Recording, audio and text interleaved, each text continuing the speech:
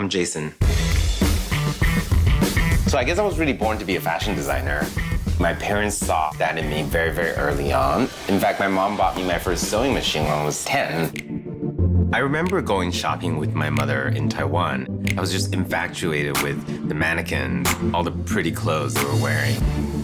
Growing up in the streets of Asia, there's always something interesting to look at.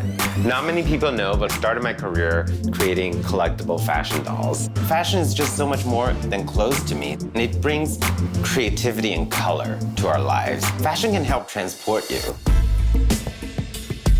It's the play aspect that's so important to me. I'm always ready to try out bold new combinations.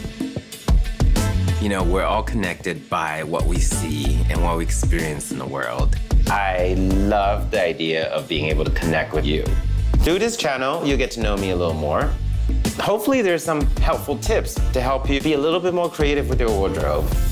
For me to be able to share my work with women, all shapes, all sizes, that is truly meaningful to me.